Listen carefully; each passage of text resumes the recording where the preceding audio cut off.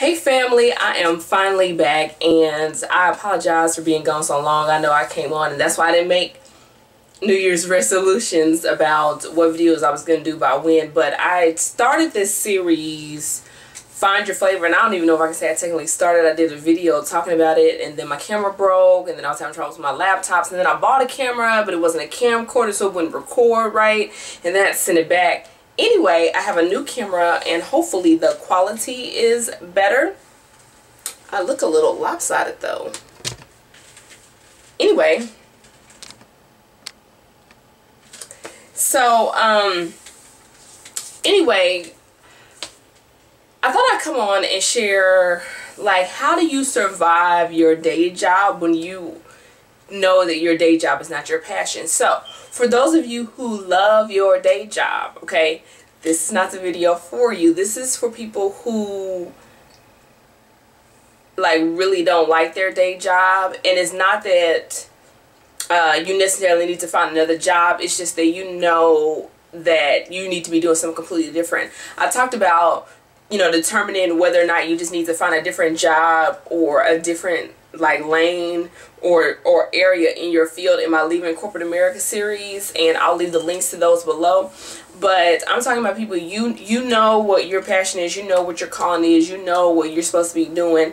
However, life, reality, things like that, right? Bills, okay, student loans, whatever you got, rent, mortgage, kids, whatever, that it's not the time yet financially to leave, okay? And so how do you cope with your day job when you know that there's something else? So I'm going to tell you a little bit about when I was still working my day job and how I was miserable, like miserable.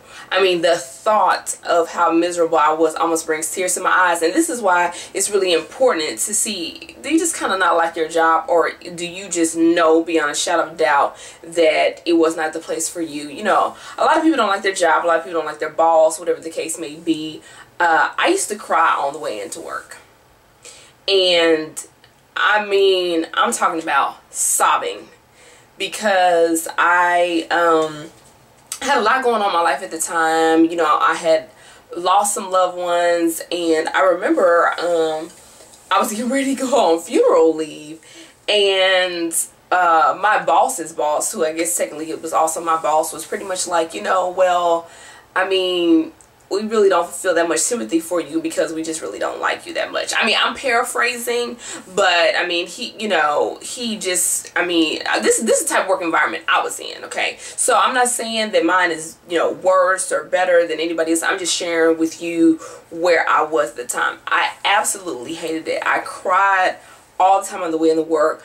I used to get so upset sometimes because I felt trapped. Like it wasn't until years after I left that I could really figure out why I was so unhappy. Was it the people? Was it the job? Was it me? You know, whatever the case may be. And what it was I felt trapped. So I'm gonna spare you all the details. Just know that your girl was miserable. I was having like heart palpitations. I was going in and getting EKGs, and all the doctors was like, it's stress. Okay, so that is the level to which I didn't like. I was unhappy on my job. So what I realized was the issue was not the job for me. Okay, was it bad? Yeah, it was bad. Was it rough? Yeah, it was rough. Okay, the feeling of being trapped was I didn't have a plan.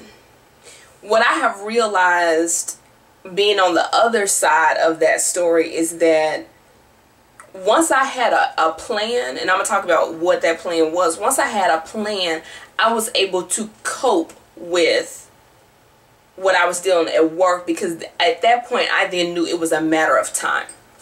So the plan, is I like to call it, was an exit plan. What do I need to do? What steps I need to take so that every day I am getting one step closer to where I want to be. It is not going to happen overnight. It is not going to happen immediately. But what can I do every day so that when I get ticked off, I can be like, I'm counting down, I'm counting down. Now, let me warn you, this is not like a 3-month plan. Okay, so I'm not about to sit here and say, oh, in 3 months, you know, bam. This, for me, it depends on how you work it, where you are, what kind of responsibilities you have. I mean, all that kind of stuff. It was not a 3-month plan. I knew when I started the job, that was not the place for me. Okay, I knew when I started the job. I knew when I went in, I had told myself, I'm not going to be here long. So my plan was actually a 3 to 4 year plan. And I know if you do not like your job, that seems like forever. I've been there. Oh my gosh. But I had to click over. So the first thing was, I was like, okay, I just at least want to start operating in that field. So I was like, how do I make my job less stressful so that I'm not spending so much time dealing with the stress, so I can use that energy to work on my passion and my vision. So the first thing I did was, everybody that was my friend on the job, my friends on the job, who would come to me and be like, can you believe they doing this now? Can you believe they said this? Girl, did you hear? You know, all of the, I'm going to say, wonderful feedback that people were giving me, trying to help me in the workplace, was not helping me. Because what I realized is that they would tell me something that my boss said or did, or whatever the case may be, trying to keep me up, so I wouldn't be caught off guard. But what it was doing, it was dysfunctional feedback. Their intent was good, so I'm not demonizing them, and I don't want you to demonize people on your job. I'm not demonizing them. Their intent was to, I don't want you to get caught off guard, but I was reacting to what they told me before something happened, or if it happened at all. Okay, so my attitude would change. And this was part of this was just maturity. My attitude would change, or my disposition would change towards certain things or people, because I had heard, and there was evidence to the positive, that they were whatever the case may be. So the first thing I did was I cut out the dysfunctional feedback. I just told them, I was like, you know what? Thank you so much for having my back and looking out for me. And, you know I don't want to be blindsided, but for me to be able to function, you know, and not be unhappy every day, always on edge, always wondering, is this person shady, trying to whatever, like, in order for me to be able to do that, I just need to not know that. I just kind of want to be able to respond at the moment. And so what I did was I traded this false safeguard of not being caught off guard for peace of mind. That in the event that somebody was trying to be shady, well, they was going to be shady. At the end of the day, was I going to lose my job? No, because I was a great performer. And I talked about that in Leaving Corporate America, that you can't have raggedy performance and be upset about your job. Like, you bet your results better be tight, because you want to leave when you get ready to leave. You do not want to get fired if you can control it. Now, if they laying off and downsizing, that's something different. So, eliminate the dysfunctional feedback, and just tell them I don't want to hear it. The second thing is when other people complain about the job that you're at, the company, the position, you need to remove yourself from the situation. You don't even need to make an announcement. Be like, oh, you know what? I got to go do X, Y, and Z. I got to go to the bathroom. You know what? Ask them about something work related. But very gently change the subject. You don't want to be like, I don't want to hear it, because that's going to cause a whole nother set of conflict. You don't want to do that. But I had to be like, I had to basically guard my gates. Like, I'm not trying to be overly spiritual, but I had to be like, I can't take my internal feeling of being trapped, and your unhappiness and your bitterness and your skepticism. Like, I can't take it all in, right? That transference of energy, I couldn't do it. So I got rid of the dysfunctional feedback, and then I really managed how much of other people's dislike, because sometimes people end up disliking a job because of what's happening to other people. It does not mean you don't want to have compassion or sympathy, but it's just kind of like, until I get to a place where it doesn't affect me to the point where I am miserable at work, and I'm going home talking about it, talking to my friends about it, my spouse, whoever you are regurgitating these events and these people to, until you get to the point where, you know, you can take it and not have to do that all the time. Venting is healthy. Evelyn is not telling you not to vent. So, and here, sidebar, when you're on a job and people are bringing you feedback about such and such said X, Y, Z about you, and these people are supposed to be your friends, I call them work friends, how is it that they were in the midst of this conversation and they didn't defend you, or that the people that they were talking to felt comfortable and that know y'all are work friends felt comfortable enough to talk about you in front of them? That's just me, and that may not be your story, but that was my story. Like, I had people that we were like cool, like hung out outside of work, telling me all this information, but then when I really thought about it, I was like, they know we're cool. So how is it that these conversations you're privy to? And anyway, that's my moral compass, whatever. So get rid of the dysfunctional feedback, get rid of the external noise, right? And then the biggest thing I won't say the biggest thing. The next thing is that I stopped resisting the system. I recognized corporate America for what it was and got with the program. And some people may say that takes a lot of energy. So does complaining. So does being unhappy. So does crying into work. And I remember, I was very anti-politics. I was very anti the way other people did politics.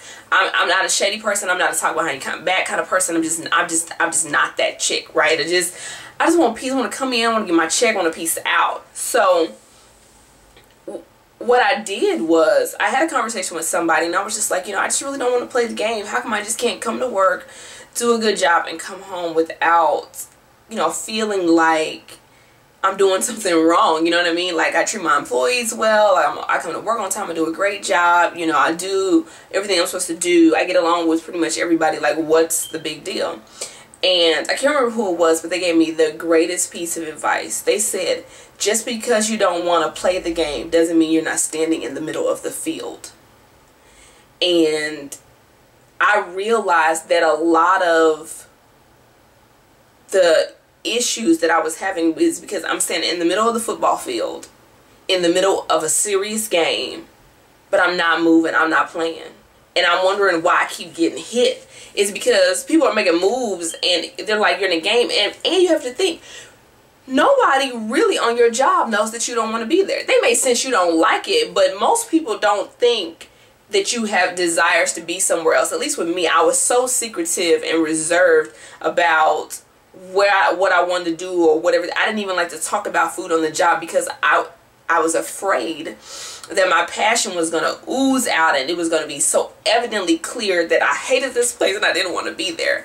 But they said, just because you don't want to play the game doesn't mean you're not in the middle of the game standing on the field. And when I heard that, I was like, yeah. And if you in the middle of the Super Bowl while the game's going on, but you just standing there, yeah, you gonna get towed up. Like, you gonna get knocked down, beat up, dragged across the field. The commentator's gonna be like, what's her problem? She crazy. She need to move out the way, or she need to make a move. You get it? Like, you're in the matrix. You're in it. So while you're in it, you have to maneuver. I'm not saying you need to go be a superstar, right? I'm saying you need to do enough so it appears like you want to be there to an extent. I'm not telling you to lie either. I'm saying play the game on your terms. So I had to find out what are my terms for playing the corporate game, right? It was, I just really don't want to make any waves. I used to be the complete opposite. I wanted to address every issue. Everything had to be fair. Everything. And I was like, you know what? That's not really getting me nowhere, because I'm speaking up for myself and a whole bunch of other people, but they're not speaking up for themselves. And so I was like, it's not working. So I started playing the game, which essentially I, in my own way, toned down bucking the system. It wasn't working for them and it wasn't working for me. And the main thing was I hadn't gotten to where I wanted to get yet, so I needed that check. Okay? And so either I was going to spend that energy going to look for another job, or I was going to get with the program on this job, because I'm going to have to go learn the game over there too. If we playing football over here, they playing soccer over there. You go somewhere else, they playing rugby, and you're really going to get towed out the frame. So I decided I'm going to stay where I'm at, but I'm going to try to get into a position where all eyes ain't on me on the time. I don't want to be on the starting lineup. Matter of fact, how can I be a really essential part of the team that's not right in the middle of the field? So I started looking for positions in my company, even at the site that I was at, or ways to do my job that were vital, that were value added to the business, but kept me out of the line of fire. And to do that, I had to take some assignments I didn't want to take. I had to do some things I didn't want to do to get the stress off of me. So this is how serious this plan is. This is all just to get the stress off of me so I can start on my thing. So anyway, I ended up taking a job that I hated, working a schedule that I didn't like. And I remember somebody saying there have been conversations, okay, about you that if you do these things, they're noticing a change, you'll get promoted. I went from being really unhappy and really disliked and stressed out and in the hospital with heart palpitations, doctor talking about his stress, to getting promoted twice. Twice. A girl that was disliked, a girl that had lost a family member, and the plant manager when I'm getting ready to go on not maternity leave. Woo, not yet. I ain't married. Getting ready to go on funeral leave was like, I mean, we have a little bit more compassion for you if we liked you a little bit more. Y'all feel me on this, okay? So sometimes it still gets me a little bit. So anyway, I had a plan to eliminate stress, and those were some of the things I did. I got in those jobs, I worked them well, and I pretty much within reason did what they asked me to do. I don't want to buck the system because I need the leeway, because ultimately I had a plan. Got promoted twice, and then I said I need to get in a position. I was working all kinds of crazy scheduled hours, okay? Second shift, third shift, half first shift, half second shift, you know, as a manager, like what? And then I said, okay, plan one is done. My stress went way down. Was it gone? No, because this ultimately isn't the place for me, but it went way, way down. I got rid of the dysfunctional feedback, guarded my gates, shut off the external noise, and I started playing the game on my terms. And this is why I said it's important to have good results, because my results and my new attitude, because I wasn't responding to what I thought you did, or what I thought you said, or what they said you said behind closed doors. I wasn't responding to that anymore. I was just responding to what you gave me, real or not. Okay? Boom. Second thing is now my stress is much, much lower. What am I trying to do? For me, I really wanted to go to culinary school. I really, really, really wanted to go to culinary school. And I felt like I still felt trapped. Okay, but I felt better because I had a plan. Stress, check, extremely lowered. Okay, now how do I get my toes in the swimming pool of my passion? How do I get my foot in the water? How do I get my foot in the door? Okay, bam. I need a schedule that is conducive for me to go to culinary school. I'm going to investigate culinary schools. Do they have evening classes? Do they have weekend classes? Whatever. And I'm not even talking about if you're trying to go to school. I'm talking about whatever you're trying to do, right? You need to figure out how to start working it in while you're still working, okay? Whether it's how do I need to structure my family life? How do I need to operate with the kids and their schedule? Do I need to get up early? Do I need to stay up late? Do I need to take my lunch breaks in the car so I can work on something? What do I need to do to start doing it now? Because it takes time to build. It takes time to build. If you build it slow, it will grow. If you build it fast, it won't last. Shout out to the NO circle for that. If you build it slow, it will grow. If you build it fast, it won't last. Okay, start while you have your job. Now, so I got the better schedule. For me, if schedule's not an issue for you, then you can move on to the next step. The next thing I did was reduce stress, got a better schedule, and the third thing is I changed my perspective on my job. Now, I talked about changing my perspective on how I dealt with people, but I changed my perspective on what my job was, what role it had in my life. My job came from this is what I do for a living as to this is my working capital. So instead of going to get a loan where I'm trading money for more money, I'm trading my time for money. I am getting this job to fund what I'm trying to do. Okay, when my mind switched over, and let me tell you, when my mind switched over, I went in and I said, you have made this place a home. People don't leave their home. Home's where you're comfortable. I took all photos, trinkets, everything off of my desk. My cubicle, I took it to the bare minimum. If it wasn't work related, then it wasn't on my desk. I took it all out. I was like, you know, said I had cute little, you know, fake plants and little cute little this and little that or whatever, and I had all these little motivational posters and pictures and all this kind of stuff in my cubicle. I took it to the bare bones. This is a job. This job is my working capital. That's it. That's it. That's all this is. Okay? These people are not my friends. Okay? This is not where I set up shop. Matter of fact, I started myself, this is not, these hours that I'm here, this 8 to 12 hour day that I got going on is not my real life. I'm really a nice, stress-free, well-liked, well-loved person. This is not my life. This is my money. That's all that it is. I'm telling you, I cleared out my desk so tough, people thought I had quit. They thought I had quit. They came back, and I did it little by little as not to shock people. Just every week, I slowly took some home. I just took stuff home, took it down. I didn't make no brand announcement about it. I didn't even tell the people that I liked on my job about it, because when you start doing that, it's more for show. This is for your mind. Don't set up shop. This is not, this is a temporary residence. This is not where you end up. So don't make it a home. When I tell you I took it all down, even the stuff that I thought I needed to make it through the day, I took it all down. I don't need it. I'm here to get this money, and then I'm going to go home and work on my other stuff. On lunch, y'all want to go talk and play? You know what? I got some stuff I got to work on. I'm in the car. I'm on the phone calling culinary schools. Lunch break, going up to the culinary school, filling out an application, right? Finding schedules. How do I get money? How do I get scholarships? Okay, what's my next move? What's the plan? Eliminate stress. Okay. Got in the game to have more flexibility. And I changed my perspective about my job. When people ask me what I did, I didn't say, oh, I'm an engineer. I'm in culinary school. Outside of the work environment, I didn't even acknowledge it anymore. That money is like me going to get a loan that I don't have to pay back. I'm paying it back when I show up. So I go to work, I do the job, just like I would make a payment to the bank if I had got a loan for a business or for culinary school. And that's what this is. Okay. I found myself detached, but in a good way, that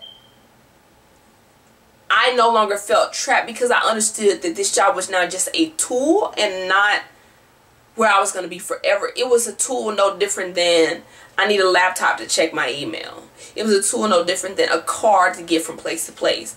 This is what I did for X amount of hours a day to get where I was trying to go. This was all in the exit plan. Once I started going, I was like, I need to stack cash. I moved out of my apartment, moved in with my mom. Didn't want to do it. Okay. I stopped getting my hair done. I went natural. Reduced my cable. I stopped going out to eat. When I tell you I dropped low, I'm going to tell you something. If whatever TV show you like, whatever outfit you like, it is enough to help you make it through that stressful day, is more important than that, and you be like, I gotta have something, your 500. Everybody got their own vice, right? So, and it's not bad to want those things at all. When you decide though that your happiness is more important than somebody else who's doing what they love, because them on the TV, they doing what they love, right? When you get to that point, so for me, I was like, what are all these little things that are nickel and diming my cash away? Because I need to stack that cash, because when I transition, it's not going to be a straight line. It's going to be a little bit of a dip. Okay? It's going to be a little bit of a dip. And I don't know how long that dip is going to be. So I was like, I need to go in and stack cash. Right? Let me work out at home. You know what I'm saying? Let me do my own toes. Let me not eat out as much, because I'm on a plan right now. So, I went real lean. A lot of people can't do that, and that's a huge step. And I was like, I started stacking cash. I was like, you know, I need to get up out of here. I need to get up out of here. So I went lean, and I started working my plan. Then I actually started working in my plan. I enrolled in culinary school. And you want to tell you something, all these people who be like, it ain't a lot of hours in a day. The devil is a lie. It's a lot of hours in the day. It's a lot of hours in the day. I will go to, I'm going to tell you, when I meet people in person, I tell them the story when they ask me about it. I will go to work 8, 9, 10 hours. Get off work, change clothes in the car, go to culinary school from 5 to 10, sometimes 5 to 11 at night. Get up at the crack of dawn, catch a red-eye flight to whatever part of the country I had to go to, because I was traveling for my job. Many of you who've been following me from the beginning, okay, know that some of my early videos, I'm in hotel rooms, right? Okay, I was working that plan. We'll be there Tuesday, Wednesday, Thursday, come back Thursday, change clothes in the airport, you know what I'm saying, go to class 5 to 10, 5 to 11, sometimes 5 to 12, get up, go to work all day Friday. And I done worked all week now at these places just because I talked about it. And I took my homework and my books with me, right, and was back in class Friday night. Saturday and Sundays, I spent all day doing my homework, whatever the case I had to be, was back at it again. I did that for 2 years. So it went by like that. It went by like that, okay? Work that plan. Then I was like, I need to pick an X date. You need to set your criteria on when you're going to leave, because if not, you won't leave. Or you will leave when they want you to leave, which may be before you want to leave, okay? To be all honest, seen it happen to people, know it happen to people. You want to leave when you want to leave so that you're ready, okay? So that you're as prepared as you can be. And I set a date. And I was like, I need to get paid to leave. I still had a lot of drama going on at the job. I had people coming to my desk, yelling, screaming, cursing. Would tell my boss, he'd be like, oh, I wasn't there. I got 6 witnesses. They like, we don't know nothing about it. Okay, you know. Anyway, not gonna go into the whole details or whatever, but I had a plan. And I wrote it down. I wrote it down. I'm telling you, Bronze Goddess did a series of videos about writing it down, making it happen. It's so real. I ended up leaving my job almost was it a month or 2 to the day before the date that I had written down, with better criteria, under better circumstances. So this video was really long, but I want to talk to you about surviving your day job. And just the biggest thing I can tell you is having a plan. That plan will keep you from being trapped. And as the more you work the plan and the more you do the plan, the less you will feel trapped, the less you feel stressed. And I just want to share one last thing before I go. I went back to my job a couple of years after I had left. I actually had a client who had a romantic dinner for 2. And I was that she had scheduled, and I was going to pick up payment. I knew her, so I was like, I'll come pick it up. You know, we don't have to do it online. And a guy that I used to work with at the other location, where I was on crazy shifts and had the really, you know, crazy boss or whatever, he saw me, and I was in my chef coat, and he was like, "What are you doing in the chef coat?" He didn't even know that I had left. I had been gone for like 2 years, and he said, oh, wow, you know, what are you doing now? And I was like, you know, I'm a freelance chef. I went to culinary school. I did this, that, whatever. And he looked at me, and he was a nice guy. He looked at me, and he goes, really? And I said, yeah. And he said, I mean, so you don't work like a full-time job? I was like, I mean, I work. I was like, you know, but I just don't work in a building under a corporation. And he said, he kind of dropped his head and he said, but this is all I've ever known. This is all I've ever known. And he walked away. Try not to cry. And he walked away and was like, I just remember him. And I feel bad because I almost feel like he had a dream and he didn't know that there was, you could do something else. And I remember him walking away, this grown man, I remember him walking away saying, this is all I've ever known. And just shaking his head. So anyway, I know this video is real long. I might chop it up in segments. This is what finding your flavor is about. And that was the beginning of my journey. So if you can relate, or if you know somebody who's really going through, please share this video with them. I know it's long. I hope it's been beneficial. I'll be back and we'll be talking about, like, you know, if you don't know what your passion is. I think I talked about this in my Leaving Corporate Marriage series, but I don't know what the next topic will be. It's just what I moved to talk about at the time. And today I just really wanted to share my story on having a plan and how important that plan is to keep you from feeling trapped. So, woo! Alright, y'all. Anyway, enough of that. This is supposed to be like uplifting and good information. So I will see you in my next video, family. Until then, don't forget to rate, comment, and subscribe. Follow me on Facebook. Follow me on Twitter. Follow me on Instagram. Your girl is finally on Pinterest. Well, I've been on there, but I'm going to start pinning. So, and I'll see you later. Peace.